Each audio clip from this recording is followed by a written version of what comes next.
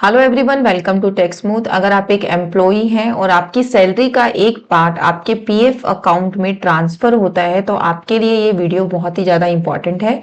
Video को save कर लीजिए और चैनल को सब्सक्राइब भी कर लीजिए। इम्पॉर्टेंट क्यों है वो मैं आपको बताती हूँ। अभी रिसेंटली बहुत सारी ऐसी न्यूज़ वायरल हो रही हैं, आज के न्यूज़पेपर में भी आया था ईपीएफओ अकाउंट के बारे में। हुआ क्या है, रिसेंटली जो डिपार्टमेंट का डाटा बाहर रिवेल हुआ है उसके अकॉर्डिंग फाइनेंशियल ईयर 2023-24 में 25,000 सीआर के अप्रॉक्स ऐसा अमाउंट है जो अभी भी ड्यू है कॉरपोरेट की तरफ से ईपीएफओ अकाउंट में डिपॉजिट कराने के लिए।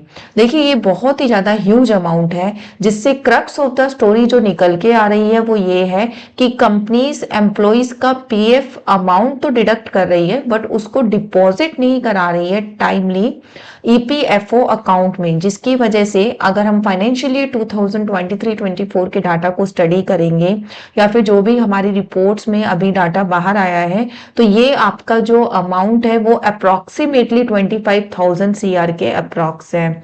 जबकि यही मैं अगर फाइनेंशियल ईयर 2022-23 की बात करूं तो उस टाइम पे ये जो ड्यू था, ओवर ड्यू था अकाउंट में डिपॉजिट कराने के लिए, ये अमाउंट था हमारा 15,000 सीआर, जो कि अब बढ़ के 25,000 सीआर हो गया है।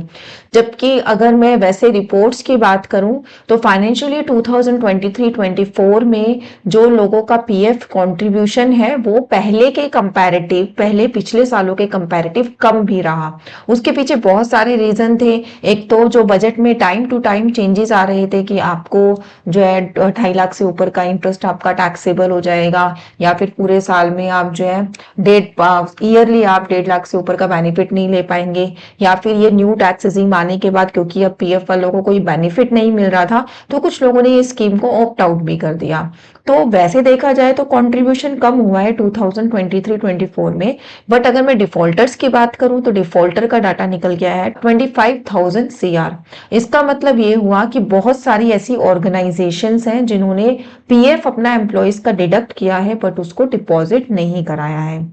तो इस वीडियो के थ्रू मेरा एक मैसेज है आप सभी के लिए कि अगर आपका भी ऐसा अमाउंट है जो अभी तक भी आपके एम्प्लॉयर ने डिपॉजिट नहीं कराया है तो आपको एक ग्रीवियांस पोर्टल दिया गया है एम्प्लॉयज प्रोविडेंट फंड ऑर्गेनाइजेशन की तरफ से। मैं आपको बताऊंगी उसमें आपको कैसे ग्रीवियांस डालना है। आप वहां जाके अपनी एक कंप्लेंट डाल सकते हैं, ग्रीवियांस डाल सकते हैं कि आपकी कंपनी ने जो है आपका फंड अभी तक भी डिपॉजिट नहीं कराया है। और आने वाले टाइम में जैसा कि अभी रिवील किया गया है 10 मोस्ट कंपनीज के नाम जिन्होंने डिफॉल्ट किया है पीएफ डिपॉजिट कराने में, उनके नाम ईपीएफओ की वेबसाइट पे लाइव भी कर दिए जाएंगे। ये देखिए, अभी इकोनॉमिक टाइम्स में इसको न्यूज में भी डाला गया है। Compliance check EPFO report 69% higher outstanding for financial year 2024, यानी कि पिछले साल के कंपैरेटिव 69% हायर आउटस्टैंडिंग है ईपीएफओ के अगेंस्ट कॉर्पोरेट की।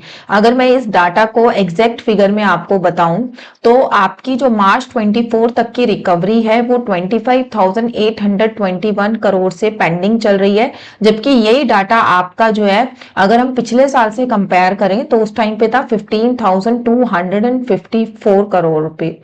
तो यहाँ पे 10,000 करोड़ की जो डिफॉल्ट है वो वैसे ही इंक्रीज हो गया। अगर मैं इसको कैटेगराइज करूं तो आप स्क्रीन पे देख सकते हैं 25,000 सीआर में से 13,000 सीआर जो आपकी डिफॉल्टर्स हैं वो हैं आपकी प्राइवेट कंपनीज। इसी डाटा में से 2,852 सीआर डिफॉल्टर हैं आपके पब्लिक कॉर्पोरेट्स, और रेस्ट जो अमाउंट है वो डिफॉल्टर की लिस्ट में है आपकी कोऑपरेटिव्स। तो इस वीडियो के थ्रू जस्ट मैं आपको ये मैसेज देना चाहती थी कि अगर आपका भी पीएफ में कंट्रीब्यूशन होता है तो आपके लिए बहुत ही ज्यादा इंपॉर्टेंट है कि टाइम टू टाइम आप अपना बैलेंस चेक करते रहिए कि जो भी लास्ट इंस्टॉलमेंट है आपके एम्प्लॉयर ने डिपॉजिट कराई है या नहीं कराई है।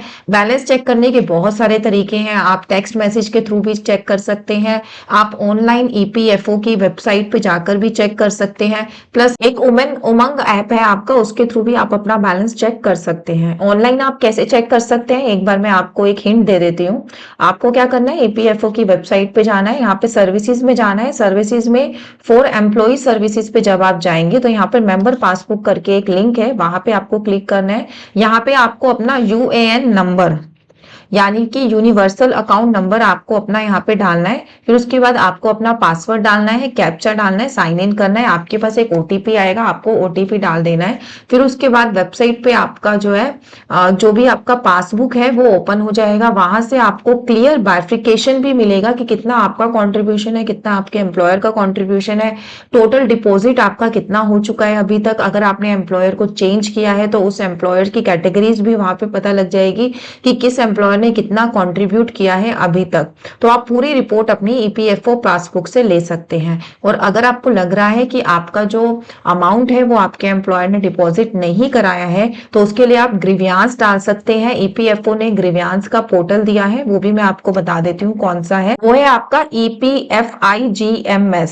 ये आपको डालना है गूगल पे, आपको फर्स्ट ही मिल जाएगा EPFIGMS। इसके ऊपर जब आप क्लिक करेंगे तो यहाँ पे आपको 2-3 ऑप्शन मिलेंगे, register grievance, send reminder, view status, upload grievance document. तो आपको सेकंड पे क्लिक करना है आपका ग्रीवियांस रेस करने के लिए। जब आप सेकंड पे क्लिक करेंगे तो आपके पास ऑप्शन आएगा कि आप पीएफ मेंबर हैं, ईएसआई पेंशनर है, एम्प्लॉयर है या अदर।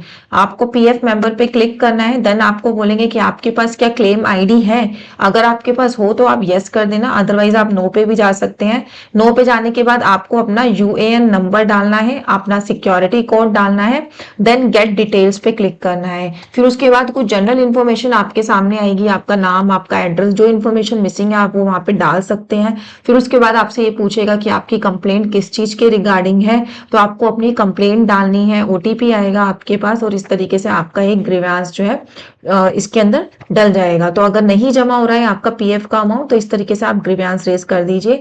आप पीएफ सेंटर में जाकर भी ऑफलाइन एप्लीकेशन दे सकते हैं इन सब चीजों के रिगार्डिंग। सो ये थी मेरी छोटी सी वीडियो। आप भी सोच रहे होंगे मैडम तो हमेशा टैक्सेशन के बारे में बात करती है, आज मैडम पीएफ के बारे में क्यों बात कर रही है? क्योंकि मैंने आज ही ये न्यूज देखी और मेरी जो यूट्यूब की फैमिली है उसमें बहुत सारे पेंशनर और सैलरी टैक्स पेयर्स हैं, तो मैंने सोचा क्यों ना उनको ये इन्फॉर्मेशन दी जाए। तो आप सभी से रिक्वेस्ट है कि अगर आपका कॉन्ट्रीब्यूशन होता है तो आप प्लीज अपना बैलेंस चेक कर लीजिए। Thank you so much for watching this video. Take care, bye bye.